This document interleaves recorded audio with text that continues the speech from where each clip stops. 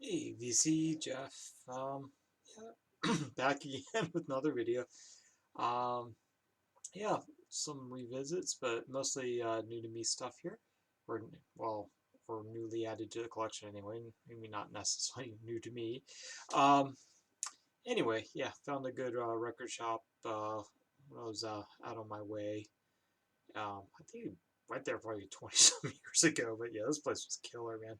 Only got through about a third of the stacks, maybe not even that, man. Maybe it's like 20% of the stacks, and I just stopped there because it was getting expensive. Anyway, let's show you some stuff. This one I've shown once or twice, but Terry Riley, You're No Good, Bird of Paradise. Um, kind of going with Sean's theme. Possibly the first hip hop song, maybe. So You're No Good. So Terra is experimenting with tape loops with the some Northern Soul. Um, so yeah, I don't know. It's a way ahead of its time. This is a bootleg release, but I don't know. I think it appeared on something like posthumously, possibly. I don't know.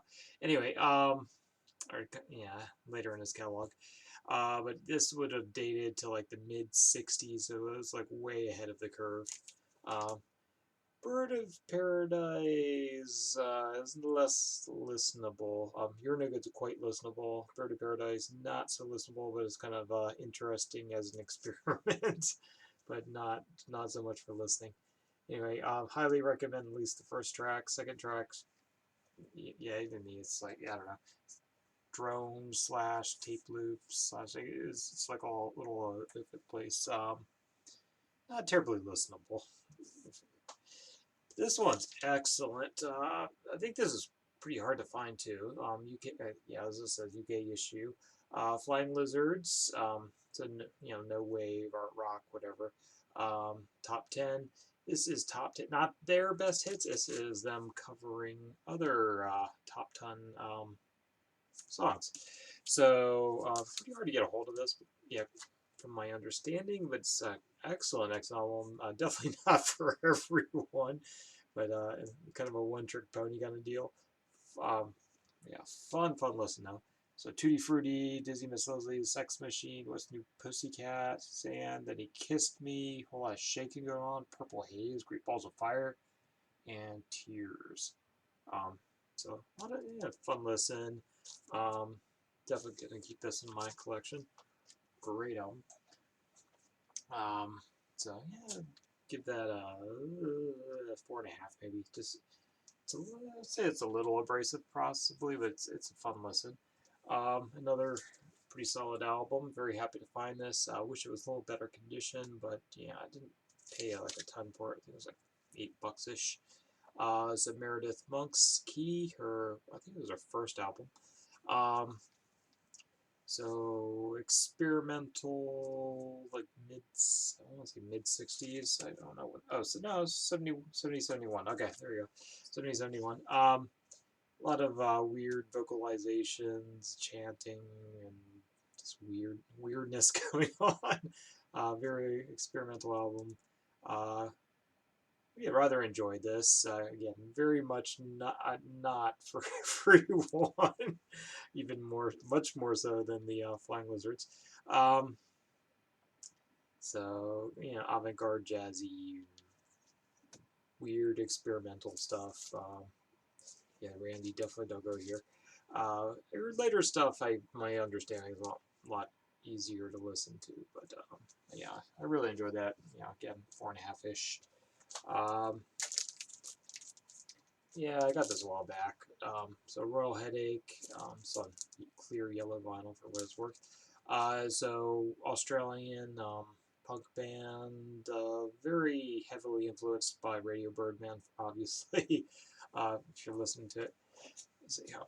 Let me make a little room here. I don't know. Just trying to make some more room in here. Um, anyway, so Royal Headache. I think it's just self-titled. Yeah, this was their self-titled. I believe they had two albums. My friend's younger brother, I think, appears on this album, is my understanding. Um, so cool.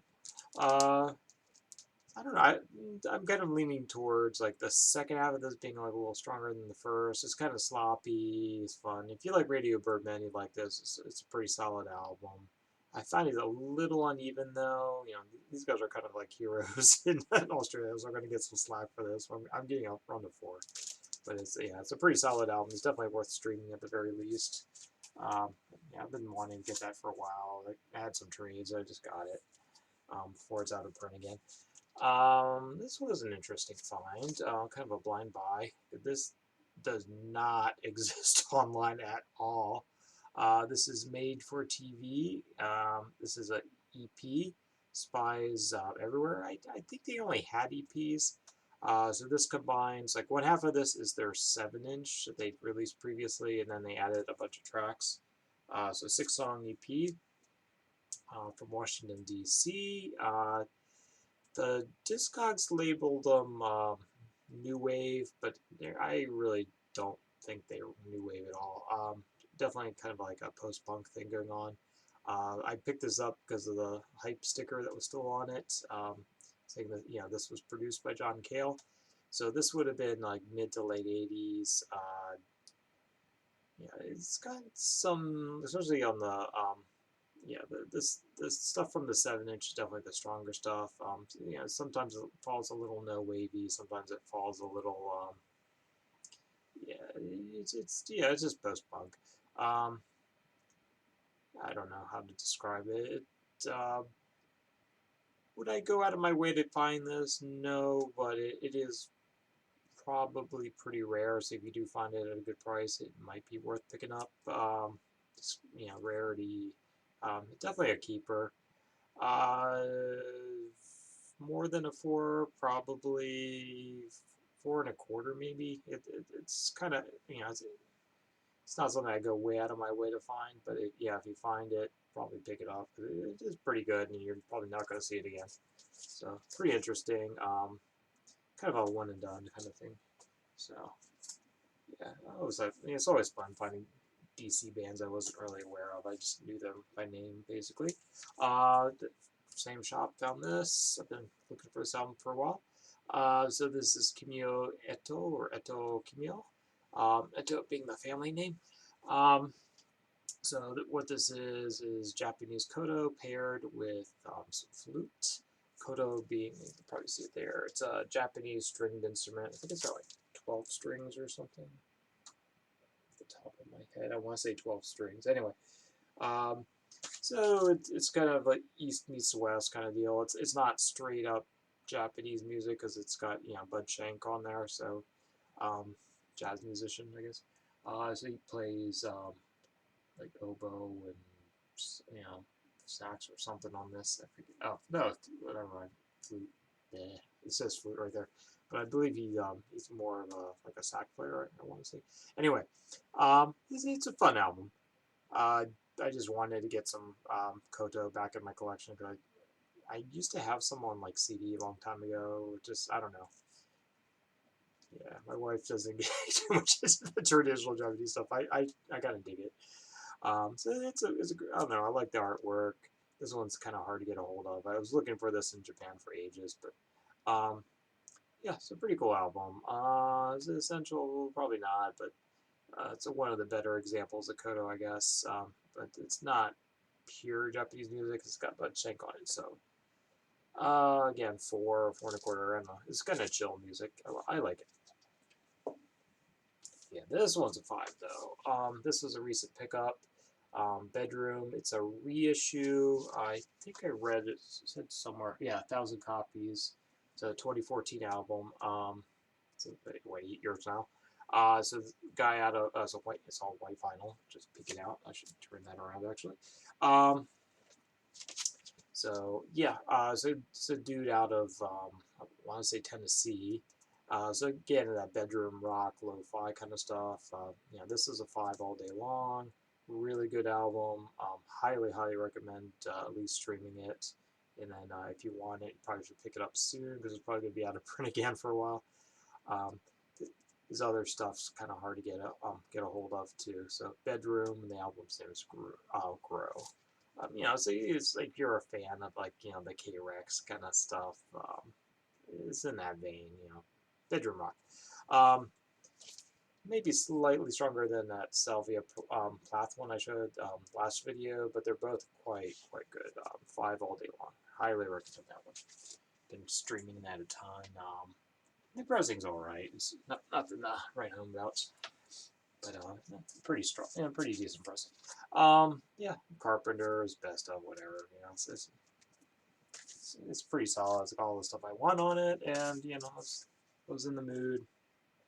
Yeah, it's a comp, 4.5 though, I'd say. Nostalgia trip. And, some CDs. This was sitting in my want list for a while. Just Alice Coltrane's Ptah, the El Dude.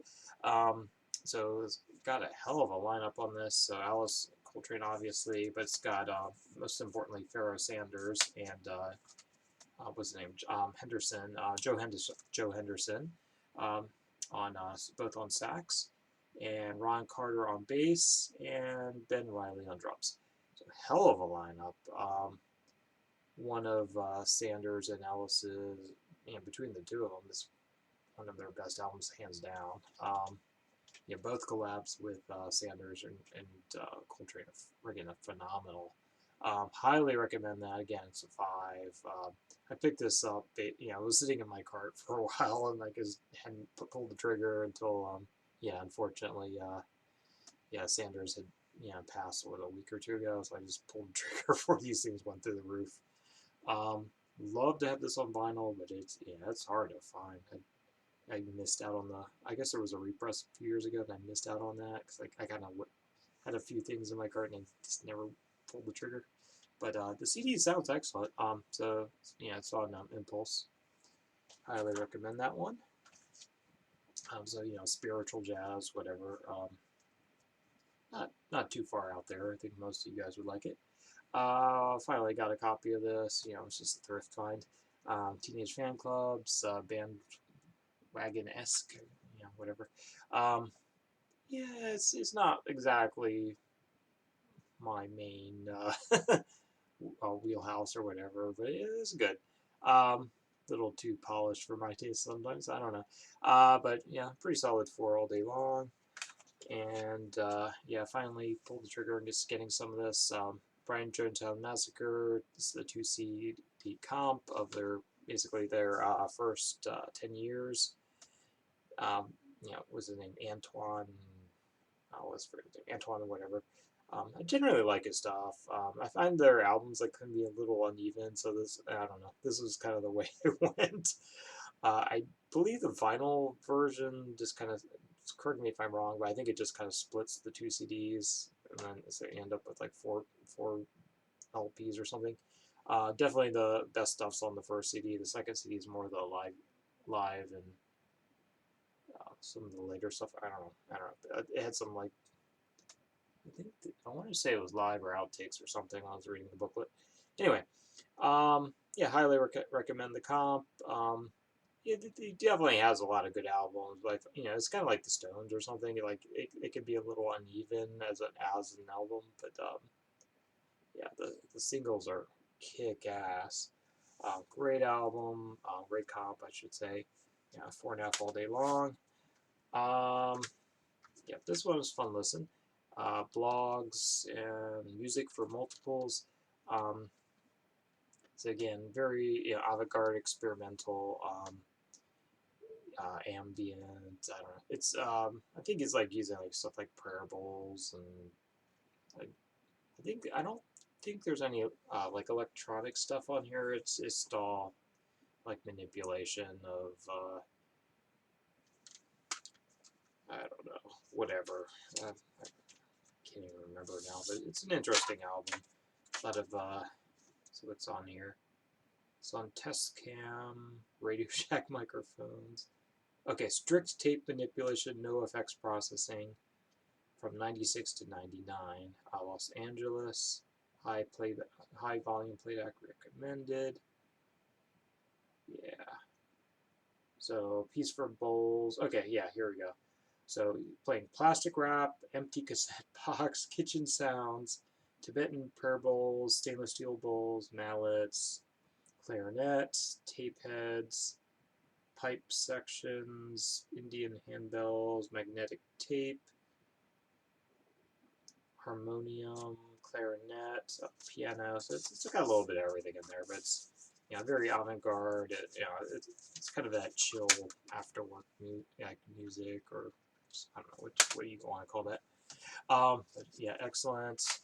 Again, I don't know, 4.5-ish, maybe a little higher. I don't know. We'll see. We'll see how that holds up to subsequent listens. Might go higher. But I really enjoyed that one. And yeah, this was with Freebie. Someone gave me a while back. I was finally get around to listen to it. Got a blast from the past. It's got a lot of play when it was like high school or whatever, middle school, high school, so whatever it's high school. I probably was in high school, maybe even college. I don't know. What year was this? Not usually, yeah, I was in high school. So yeah, I got a lot of play, mostly from my friends. I was never a massive Primus fan, but this is the one that's got, yeah, Pork Chops Little Ditty, My Name is Mud, some killer bass work on here, Nature Boy, Pork Soda, Mr. Crinkle. Yeah, pretty classic. Again, never been a massive Primus fan. This one holds up really well. I was gonna really enjoy this actually. I might even venture to give it a 5. I don't know, 4 and 7/8. I don't know. It's yeah, pretty enjoyable listen though. It's held up pretty well. We'll see. I have a few other Primus ones I got from a friend who's like just getting rid of stuff. So yeah, I might give those a listen later in the week. But did really enjoy this one. So yep. So definitely worth a revisit. Anyway, wrapping it up here. And so everyone have a great week, and I should get to bed because I got to work tomorrow.